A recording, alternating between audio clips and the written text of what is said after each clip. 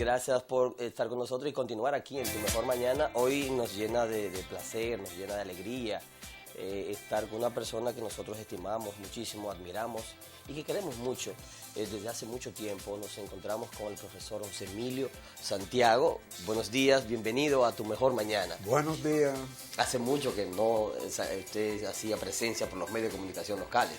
Sí, porque ya estoy un poco retirado, porque ya los años, las energías están próximas a extinguirse. Y por esa razón ya uno va buscando. Yo creo que no, yo creo que todavía queda mucha energía y muchos años. ¿Tú sí, crees? Sí, claro que sí. Bueno, sí. pues usted se ve todavía fuerte, pero se ve vigoroso. Yo estoy preparado para la revolución todavía. Ah, todavía. Sí, porque aquí se necesita un cambio radical e intelectual, fruto de una ideología en la sociedad que todavía no ha llegado. Sí, pero hay que tener cuidado con el término revolución y cambio radical, porque ya esos métodos antiguos ya no es la revolución que se pensaba. Ahora la revolución se hace en las redes sociales, en los medios de comunicación, se hace de ideas, ya no de tiros, de gomas, de ese tipo de acciones. Sí, pero que en una revolución se dan dos elementos importantes, que son el carácter objetivo y el carácter subjetivo. El carácter objetivo es que el pueblo está pasando hambre, que hay represión, que hay desempleo. Pero entonces el carácter subjetivo es la conciencia del hombre. Cuando nosotros seamos capaces de entrelazar el aspecto objetivo y el subjetivo, entonces vendrá ese cambio radical. Así es, pero para ese encuentro se necesita educación. Ah, no, eso sí. Se necesita una formación, necesita un guía. Y hasta que no tengamos eso en el sistema, muy difícil que se Y una ideología y una doctrina, porque responde todo, todas las conductas del hombre responden a un método, a una táctica, a una estrategia. Entonces nosotros necesitamos, por la educación, un elemento fundamental que es la doctrina y la ideología, para convencer al pueblo de que verdaderamente tiene que hacer esos cambios. Y usted piensa, ya para entrar después de este intro, ¿usted piensa que en la República Dominicana se está trabajando, se está orientando desde las escuelas, desde las universidades, con esa visión? No, porque la educación es alienante.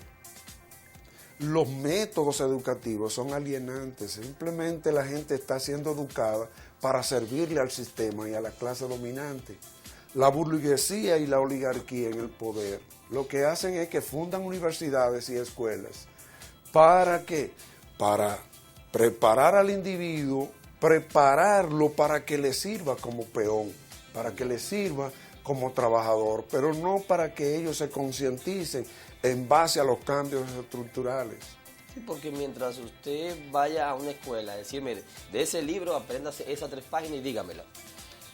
No razona, no le dice, hazme una síntesis, hazme una Que en la universidad no te enseñan así. Todavía yo estoy pensando en el teorema de Pitágoras, todavía, que dice que los cuadrados construidos sobre los catetos son iguales a los cuadrados construidos sobre la hipotenusa. sí.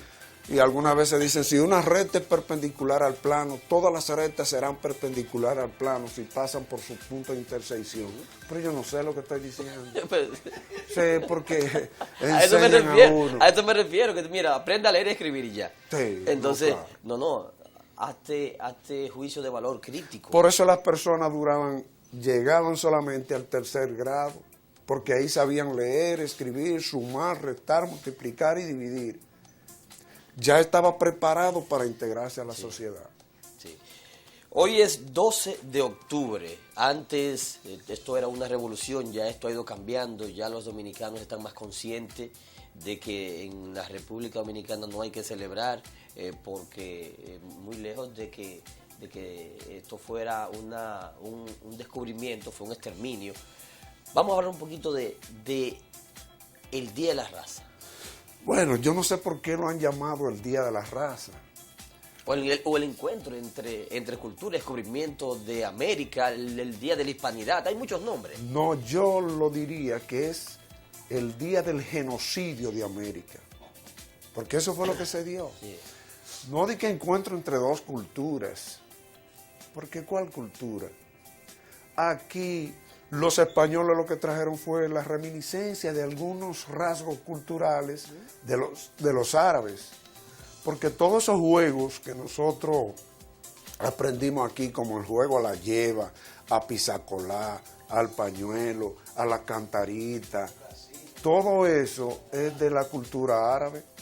Y el vals, que nosotros heredamos también, que fue sustituido aquí por el merengue, eso es de la cultura árabe. Pues fíjate que hasta los norteamericanos, cuando tú cantas,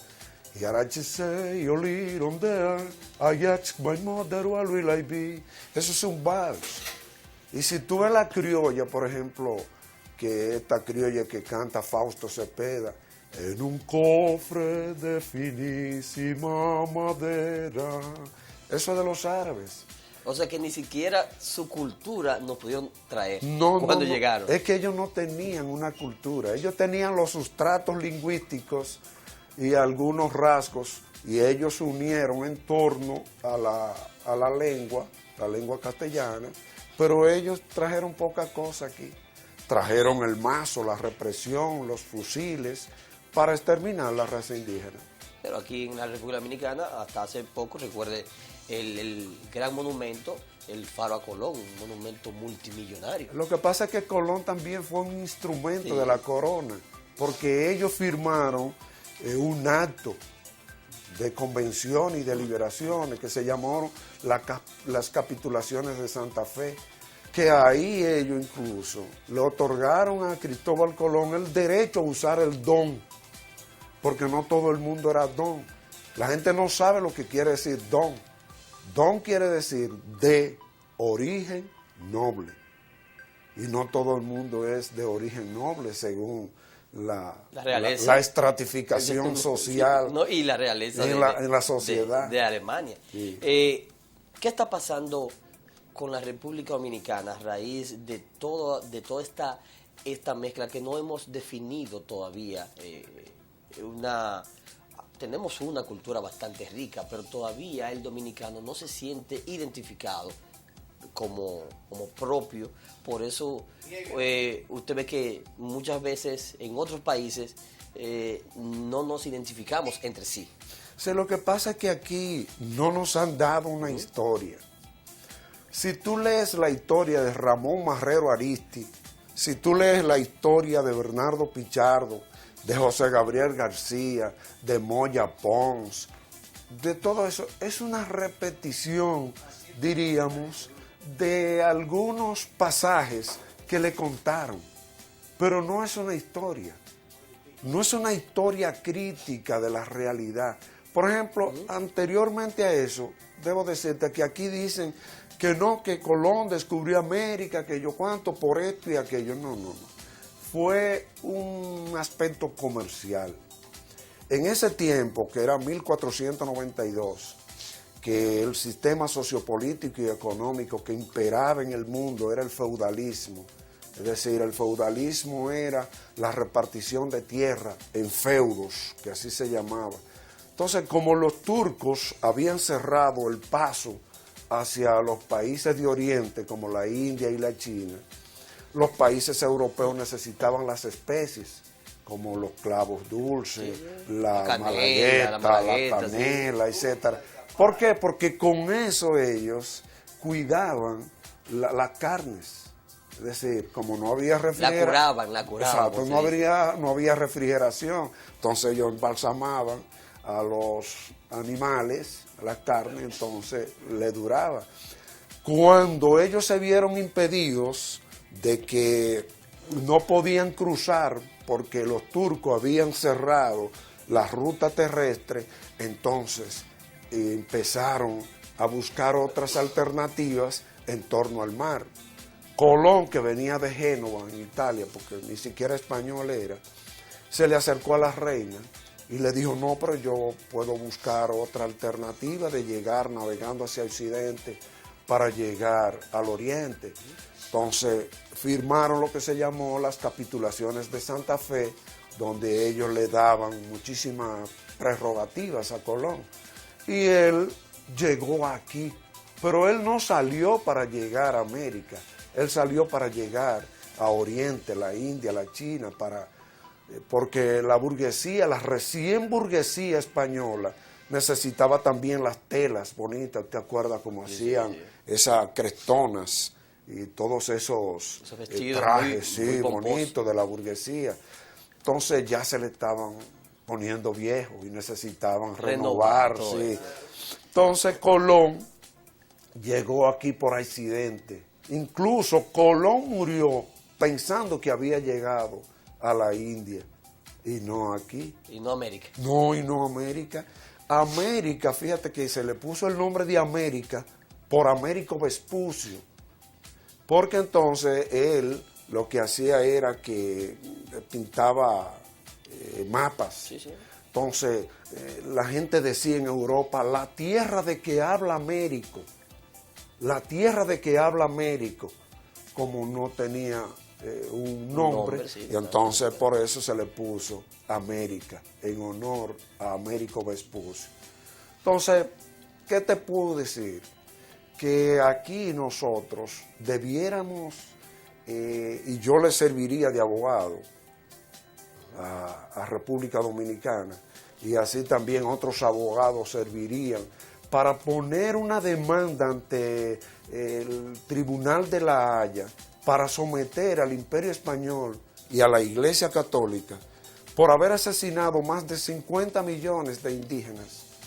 En toda América. En toda América. Sí, porque ellos vinieron con la Biblia para concientizar, para evangelizar. ¿Evangelizar? Sí. Y entonces no evangelizaron nada, lo que hicieron fue que mataron, porque eso era lo que ellos habían aprendido en Europa, producto de la Inquisición. Fíjate que cuando Francisco Pizarro llega al Perú, lo primero que ellos le hicieron fue que le entregaron, el sacerdote le entregó a Atahualpa una Biblia, porque Atahualpa había tenido una revuelta con su hermano Huáscar y Atahualpa ganó y entonces era más bien el príncipe. Cuando él recibió la Biblia, se la puso al oído y como la Biblia no hablaba, él lo que hizo fue que le estrelló. Y entonces ahí lo agarraron, lo metieron a un cuarto y pidieron un rescate en oro, porque ellos lo que andaban buscando era oro, hasta donde diera su mano lleno el cuarto donde él estaba. Al no poder encontrar el oro, porque no existía la tecnología para explotar el oro, lo que hicieron fue que entonces lo pusieron con caballos amarrados y lo descuartizaron. Lo desmembraron. Asimismo sucedió también en México, con Cuauhtémoc y Guatimozín, que lo pusieron en la hoguera. Y ahí todavía esa frase de Cuauhtémoc, cuando Guatimozín se puso a gritar, Cuauhtémoc le replicó y le dijo, ¿y acaso estoy yo en un lecho de rosas? Es decir, que porque él se ponía a llorar. Y esos fueron los episodios. Aquí Anacaona también la ahorcaron. Pero por lo menos en lo que es México, Perú, quedan vestigios todavía de esa civilización. Claro, pero aquí la exterminaron. Aquí no hay... Fíjate que Enriquillo, sabe que Enriquillo estaba casado con Mencía. Entonces los españoles empezaron a irrespetar a Mencía. A violar a todo el mundo. La violaron sexualmente. Entonces, ante ese reproche, Enriquillo se sublevó en la montaña de Bauruco. De allí pactó con la iglesia, porque la iglesia siempre ha sido una puta. Pactó con la iglesia. ¿Cómo una puta? Bueno, que se vende al mejor postor. Sí. Eran otros tiempos. Y no, siempre ha vivido en recodo con la burguesía y la oligarquía en el poder. Ellos responden a esa conducta. Hay que decirle la verdad al pueblo. Ya no se puede esconder. Porque ese crimen que sucedió aquí es un crimen de lesa patria. Debieran estar sometidos al Tribunal de la Haya para que reivindiquen a América por todos los daños que han hecho a nivel de la sociedad. ¿Se está educando la sociedad dominicana en cultura? No, porque la cultura no es más que la vivencia de los pueblos. No se puede aquí mancillar, no se puede importar una cultura, hay que dejar que fluya, que el hombre en sí comete muchísimos errores, pero el hombre es un ser cultural, el hombre es un ser religioso, no hay que imponerle, aquí se le impone hasta la creencia en Dios y nadie ha visto a Dios. Es decir, que no podemos a nadie decirle, mire, usted tiene que confesarse, usted tiene que ir a la iglesia, usted tiene que creer en Dios. Sí, pero un niño necesita orientación. Un niño necesita orientación. Así No. como se protege cuando nace, que se alimenta, necesita una orientación para crecer y no dejarlo en Sí, desbandada. pero por eso existe la naturaleza del conocimiento, que es muy profundo, va más allá de la lógica. Estos muchachos no han comido, No. no se han desayunado. La naturaleza del conocimiento indica que todos los conocimientos están ahí en la sociedad. Sí, así como las ondas hertzianas, y nosotros estamos hablando, ¿verdad?, en base a ondas, y esas ondas se disparan para distintas partes para llevar la transmisión. Así mismo están los conocimientos ahí, y nosotros no tenemos que buscarlos, ni siquiera en los libros. Si tú profundizas en la lógica y en los conocimientos de la naturaleza es demasiado pródiga. Los indígenas de aquí sabían cuándo iban a morir y ellos tenían un lugar sagrado y ellos iban a ese lugar, se sentaban a esperar la muerte. ¿Por qué? Porque nosotros, fíjate que cuando una persona está muriendo, pide el suelo. Ellos saben, nosotros sabemos. Lo que pasa es que a nivel de nuestros tiempos hemos ido perdiendo esas facultades intelectuales. Y ya la gente, los viejos, nuestros viejos de antaño, sabían cuándo iba a llover. Fíjate que los patos aletean, las hormigas le nacen alas. Y así sucesivamente, todo el mundo interpreta la naturaleza, porque eso Y es la también. naturaleza del conocimiento. Sí, pero a través del tiempo, y está demostrado, el hombre ha sentido la necesidad siempre de almacenar conocimiento y de transmitir conocimiento. Por eso la escritura, por eso la pictografía, por eso muchas señales y por eso yo me inclino hacia una orientación. Porque usted es profesor, usted es catedrático y usted tiene una guía de estudio, una guía de comportamiento, una guía de pensamiento en base ¿a qué? A una formación. Sí, no natural. Eso es cierto. Lo que pasa es que los libros muchas veces son un instrumento no solamente de concientizar al hombre, sino también de alienar al hombre, de enajenarlo mentalmente. Porque el hombre lo que hace es que ponen los libros a las personas que simpatizan. Por ejemplo, yo escribo un libro de literatura y voy a poner a Félix González con un poema. Y tal vez yo mismo lo he escrito, pero yo quiero también en esa antología poética destacar que él fue un poeta. Lo que hay que destacar entonces es y orientar a que el ser humano tenga un nivel de criticidad propio. Claro. Fíjate, para que saque sus conclusiones. Fíjate, Ramírez, que si tú lees, por ejemplo, un pasaje de la historia dominicana, cuando Caonabo fue apresado, Alonso de Ojeda estaba narrando y dice, la musa del dolor debió colmar a aquella raza que personificaban a Caonabo. Oye, que personificaban, es decir, que no le da categoría de persona, que personificaban a Caonabo. Pero nosotros, lo que llevamos latente el espíritu español, debemos considerar, pues, que este señor conquistó tierra firme, hizo esto, aquello, justificando el apresamiento de Caonabo. Sí, que incluso lo llevaba en una embarcación a Caonabo como una presa, un premio. Exacto, como un premio, como dice Félix, para España. Y entonces cuando él iba en el barco, pronunció una frase que debiera estar en todo el mundo, en todos los pueblos. Aquí debiera estar esa frase, y yo exhorto a que ustedes la pongan, que dice, allí, allá, Bombé. Primero muerto que esclavo. Se metió el cuchillo y se tiró al mar. Y eso tenía dignidad. Pero claro, y orgullo. Orgullo. Es decir, que nosotros como dominicanos debemos ir reconstruyendo el orgullo y la dignidad primero de ser dominicano, porque si tú no tienes orgullo y dignidad, no te puedes llamar ser dominicano. ¿Y cómo reconstruir ese orgullo, esa dignidad, cuando en los pueblos no sentimos ese orgullo? Porque yo ayer decía, a propósito de que el próximo día 20 es el aniversario del municipio de Tenares, que Tenares siempre ha mantenido un orgullo por su pueblo, sin embargo, no así en Salcedo. Que cuando usted sale y menciona Salcedo frente a un salcedense, ni quiere que digan que es de Salcedo. Sí. ¿Eh? Pero los pueblos son los pueblos. Y los pueblos van construyendo su propia historia. Aquí dicen, Tenares es más desarrollado que Salcedo. Salcedo es más desarrollado que Villatapia. No es así. No, yo me refiero al orgullo. No, por eso, okay. Hasta el desarrollo del orgullo. Nosotros debemos considerar que todos somos producto de una alienación, de una enajenación, de una represión.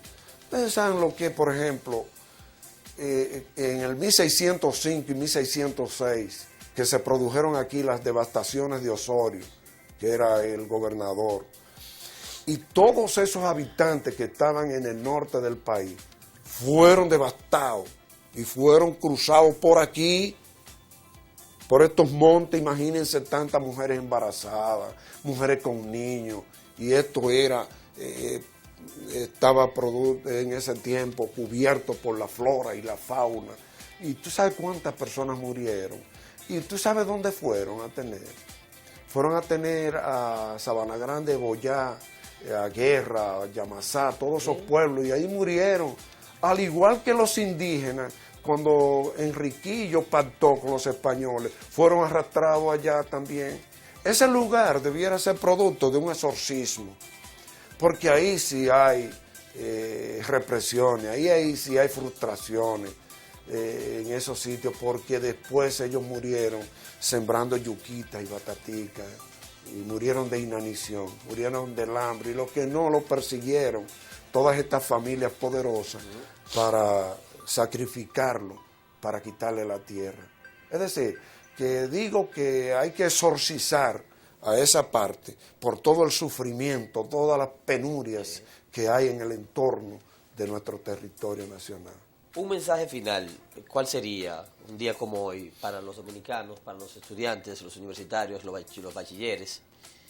Sí, que salgamos a protestar ante ese genocidio que se produjo en América hace 524 años, y que todavía, como es un crimen de lesa humanidad, nosotros podemos llevar a la justicia al Imperio Español, que todavía no soyuzca, porque la mayoría de industria, de comercio, son de españoles. ¿Y de los hoteles, sobre todo? Sí, todo es de españoles aquí. Y también, lamentablemente, de nuestra Iglesia Católica, porque ella debe responder. A mí me gustó mucho cuando el Papa vino aquí, Juan Pablo II, y besó la tierra, y eso pasó desapercibido, besó la tierra y le pidió perdón a América por todos los crímenes que había realizado la Iglesia Católica. Por tal razón yo le exhorto a la comunidad tenarense, salcedense, nordeste completo, villatapita, como decía Pinocho, villatapiense, sí, para que proteste, porque los pueblos deben ser rebeldes. La rebeldía de la juventud, yo simpatizo con la juventud de hoy, porque es una juventud rebelde, una juventud empoderada, una juventud que a través de las redes y de las calles está protestando, se ha liberado también hasta del sexo. Fíjate que algunas veces nosotros vemos algunas depravaciones, entre comillas, y eso es buscando la liberación. Eso no es de que la juventud de hoy ha perdido los valores, no es mentira. Lo que pasa es que la juventud de hoy está buscando lo que nosotros no supimos buscar, la libertad.